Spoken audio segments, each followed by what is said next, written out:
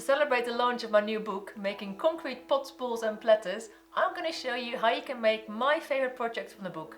I'm Hester and you're watching Handmade Home.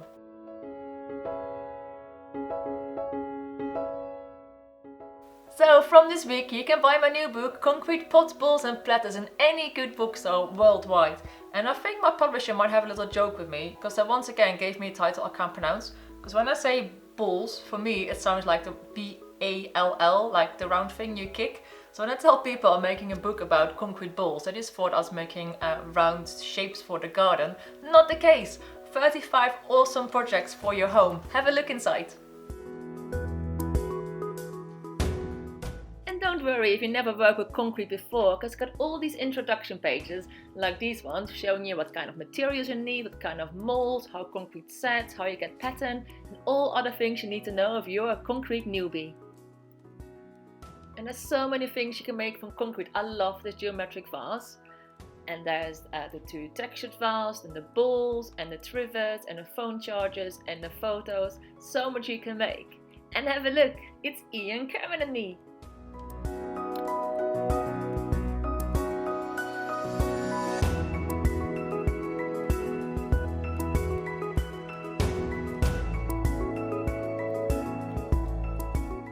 So my favorite projects from the book are these recycled planters. I really love the rough texture they have and how they work together with the cacti and the succulents, and they're quite easy to make. So I'm going to show you today how you can make these really cool planters. In the book we call these the recycled planters because you use stuff from your recycling bin to cast them in.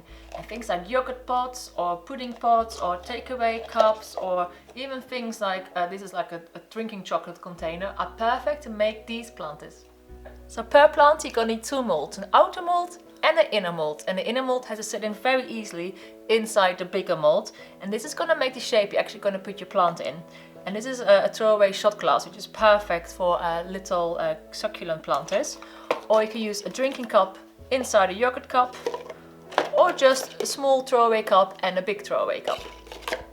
And the smoother the inside of your molds, the easier it is to get the planter out of the mold when it's ready. So I'm also gonna need stones or rubble. And the rubble I just got out of the garden. I just dug inside the earth and I found some bits of stone and some old pieces of concrete. And as you can see, there's actually also another planter I made. This one is cast inside a Coke bottle. You see the shape nicely. And you can see here, the rubble and the stone just give a really nice bit of extra texture. Makes it look even more industrial. You can spray the inside of your big mold with a bit of cooking spray. This will make the concrete release super easy. And then place some of the stones or rubble in the base of your mold. Mix your concrete according to the instructions on its back. And spoon the concrete on top of the stones until your mold is half full.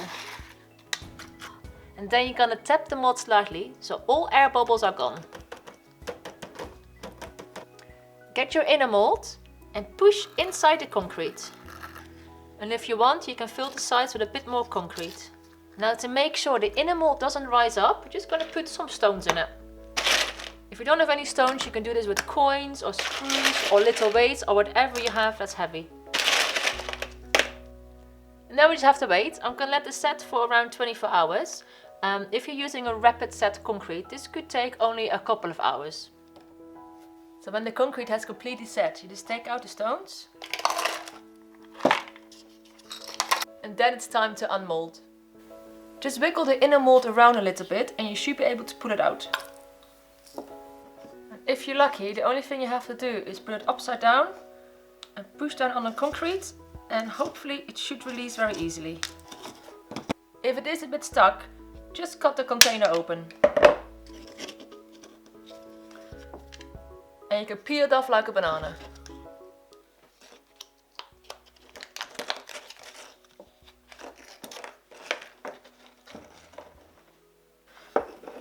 If you have to cut a harder plastic, like the shot glasses, make sure you wear your safety goggles. When your pots are molded, you can use a bit of fine sandpaper to sand away any rough edges. Don't sand too much though, because the charm of these pots are the imperfections. As you can see, there's some really nice detail around here. If your pots come out a bit too perfect, like this one, while the concrete has settled around the stones, What you can do is always just sanding paper, see if you can sand off a layer of the concrete. If the concrete is too strong or too thick, you can also use an old wood file just to give it a bit more texture.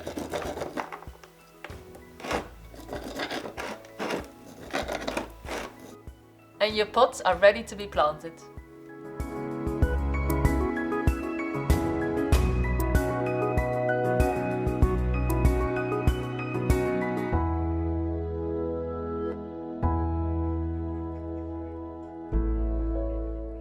So the book Making Concrete, Pots, Bowls and Platters is out worldwide from this week. Have a look in your favorite bookstore or online.